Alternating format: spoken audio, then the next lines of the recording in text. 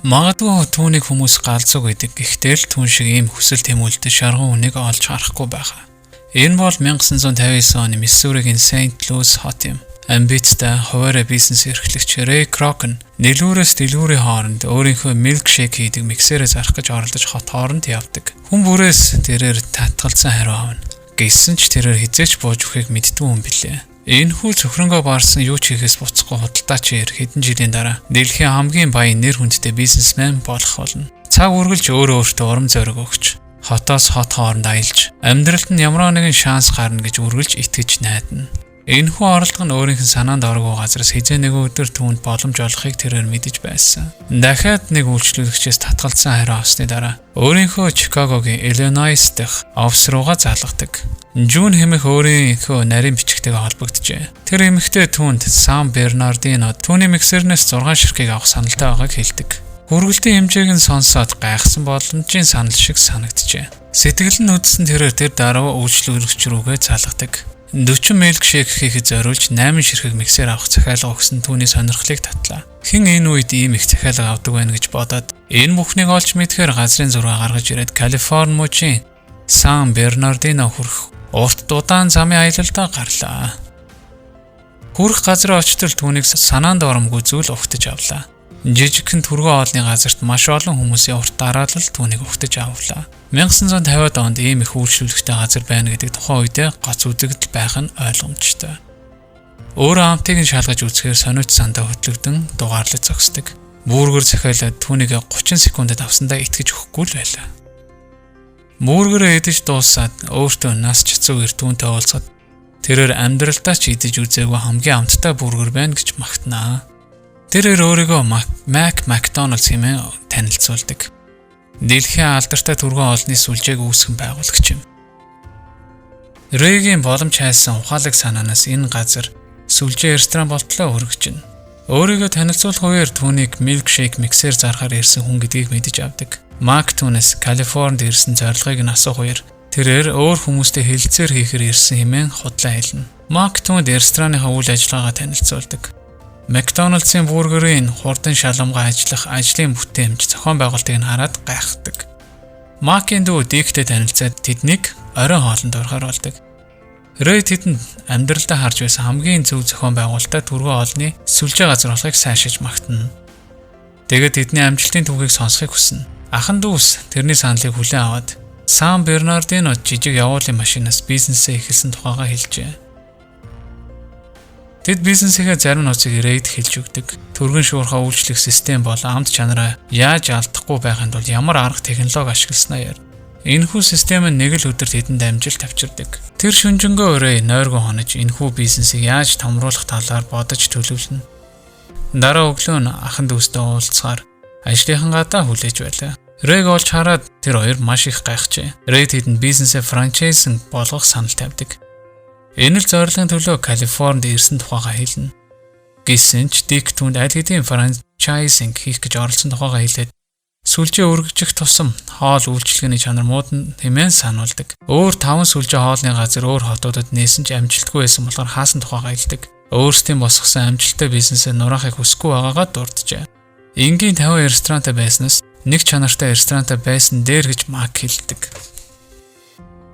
Рэй хэдийгээр франчайзинг болохыг хүссэн ч ахан дүүс өөрсдийнхөө байр суурин дээр бат зогсон хэвээр байлаа. Тэр гурав маргалцсаар л байсан. Харин Рэй хан дээрх өвөрмөц загвартай Макдоналдсын зургийг хараад асуудаг. Ахан дүүс энэ бол Феникс дэх салбарын нэг болохыг хэлдэг. Рэй энэ газрыг нүдэрээ үзгэр шийдэж тухайн газар руу явлаа. Алтан цаграхтай юм шиг өвөрмөц дизайнтай тэр газрыг хараад алмаар нь зогсно.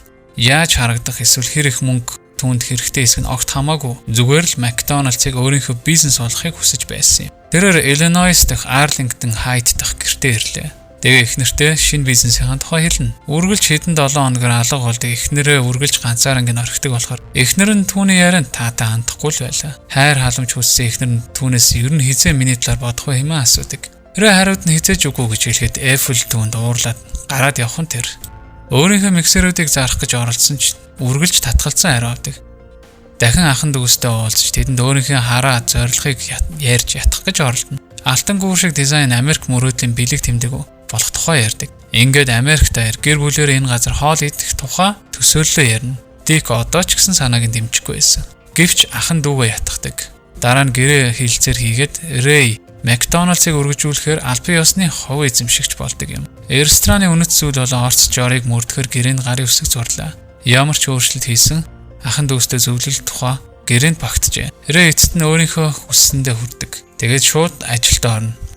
Хэд хэдэн банк орж энэхүү өөрийнхөө бизнес төслөө санхүүжүүлэхээр танилцуулахад яг л ердийн шиг банкуд татгалздаг. Зөвхөрөнгөө барсан их нэртэй хэлэлгүйгээр байраа банкны барьцаанд тавьчихна. Энэхүү эрсдэлтэй алхам түүнийг шинэ салбараа нэхэд их тус болсон билээ. Рэй төвчээргүй хүн болохоор хурдан хугацаанд төлөвлөгөөгөө биелүүлэхийг хүсдэг. Харин ах дүүс алгуур айж чанартай гүйцэтгийг илүүд үздэг хүмүүс гэхүүдээ. Coca-Cola компаниар спонсорлуулахыг хүсэх үед Рэй бол ах дүүс хоорондоо маргалддаг. Рэй үүнийг үнгүй мөнгө олох боломж гэж харж байхад Дик харин үүнтэй санал нийлэхгүй байсан юм. Макдоналдсыг олон нийтэд рекламаар татахыг хүсэхгүй байгаагаа хэлдэг.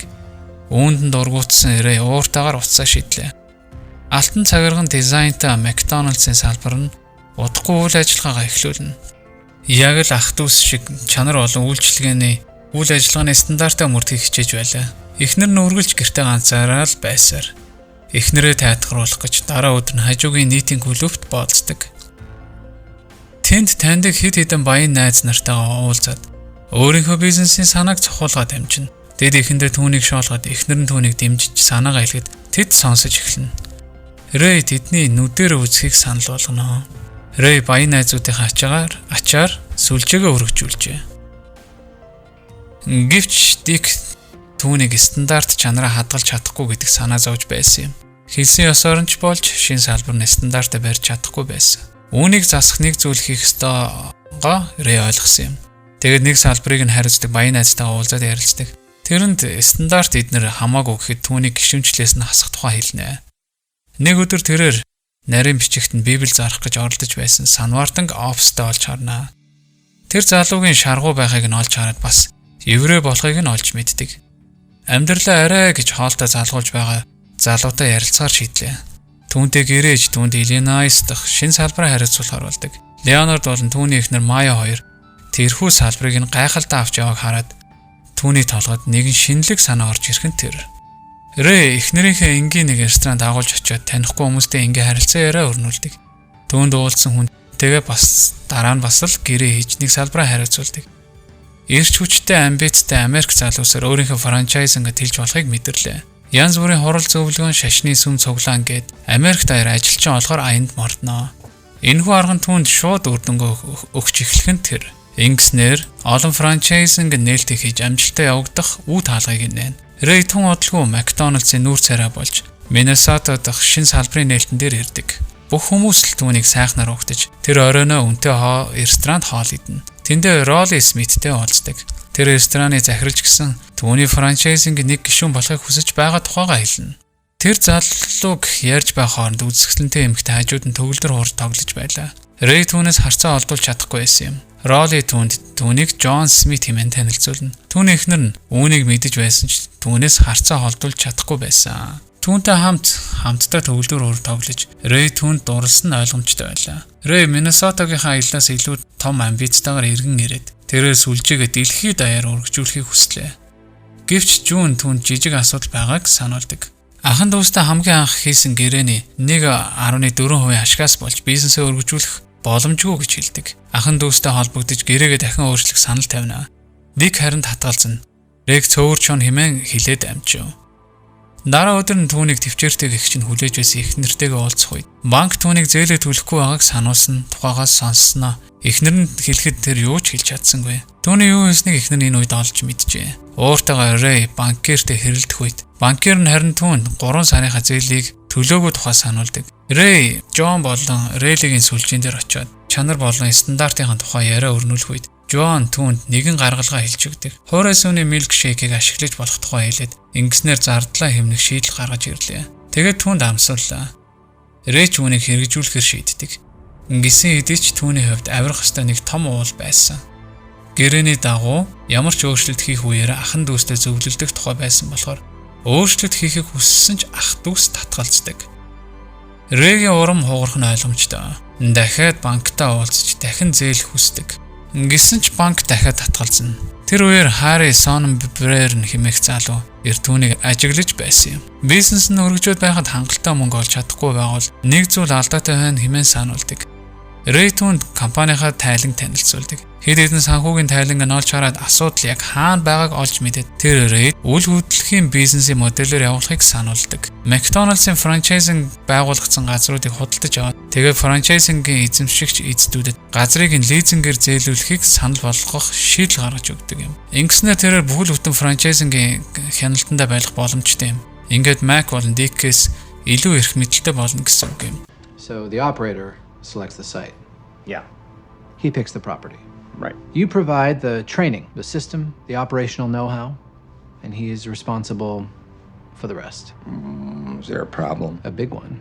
You don't seem to realize what business you're in. You're not in the burger business. You're in the real estate business. Рэй Харригийн зөвлөгөөг дагаж хэд хэдэн хөрөнгө оруулагчдыг үүнд татан оролцуулдаг. Ингээд компанийн нэрийг франчайзинг үйл хөдлөлийн компани болгосон юм. Дик хүний талаар асуу залгасан ч Рэй түнд энэ бол McDonald's-ийн нэрэн доор биш, өөр компани гэж түнд хэлдэг. Энэ нь тэгээд ч тэдний анх зурсан гэрээтэй ямар ч холбоогүй тухай ойлгуулна. Рэй Жуаны хуурай сүний технологиг ч өөрийнхөө шийдэж хийдэг. Энэ талаар Дик олж мэдээд ууртайгаар түн рүү залгадаг.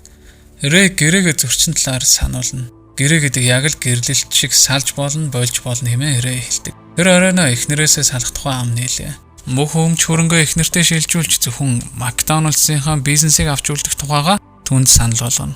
Тэгээд сайн хуульч хөсөлж аваад McDonald's-ийн ахын дүүстэй гэрээгээ өөрчлөх тухай зөвлөлдөг. Компани жинхэнэ эзэмшигч болохын төлөө бүхнээ дайчилдаг. Тэгээд тэдэн захидал илгээлээ. McDonald's корпорац гэсэн гарчигтаа ууртаа Mac Рейтэй ярихаар утсан авлаа. Тэдний харилцан яриа ширүүн болж Mac ухаан алдаж эмнэлэгт хүргэгдэнэ. Рэй түүнийг эргэхээр очлоо. Цэцэг болон хоосон чектэй түүн дээр ирээд тэднээс компаниг нь худалдаж авах санаагаа цохиулглаа. Рэйгийн урвалтанд ах дүүс сэтгэл дундор байх нь ойлгомжтой. Түүнийг явсны дараа Mac Dick-д бид хизээч түүнийг шүүхтэр ялахгүй тухай хэлдэг. Тэгээ ахын дүүс компани зархаар шийддэг. 2.7 сая доллараар. Тэгээд компани нэг хувийн ашгийг тэдэнд санал болгоод Сан Бернардино дахь салбараа үргэлжлүүлэхийг нь зөвшөөрдөг. Рэй McDonald's-ийн ахын дүүсийн шаардлагыг зөвшөөрч гар барьлаа. Корпорацийн нэг хувийн ашиг гэдэг дээр л санал нийлсэнгүй. Mac болон Dick өөр сонголттой үлдсэнгүй болохоор зөвшөөрөхөөс өөр арга байсангүй. Dick Рэй 2-0 дуулцах үеэр зүгээр л тэдний санааг яагаад зүгээр хуулбарлаж өөрийнхөө шинэ рестораныг нээж болохгүй байсан бэ гэж асуухад Рэй түнд өөрийнхөө бизнесийг нууцыг задлах үед хэрв тэр өөрийнхөө шинэ рестораныг тэдний санааг хэрэгжүүлээд нэвэл дампуурна гэдгээ мэдэж байсан. Тэдний явуулдаг систем түүний анхаарлыг татаагүй. McDonald's хэмээх өвөрмөц нэр брендинг болгоход гайхалтай санагдсан. Энэ нэр яг л Америк мөрөдөл шиг сонсогдсон гэдэг. Төгсгөлд нь McDonald's-ийн ахын дүүс гэрээнийхээ дагуу нэрээ өөрчлөх хэрэгтэй болсон. Рэй үргэлжлүүл амжилттайгаар франчайзинг өргөжүүлсээр Жуантаг ирлээд тэгээд төгсгөлд нь Америкийн нэгдсэн улсын ерөнхийлөгчтэй уулздаг юм.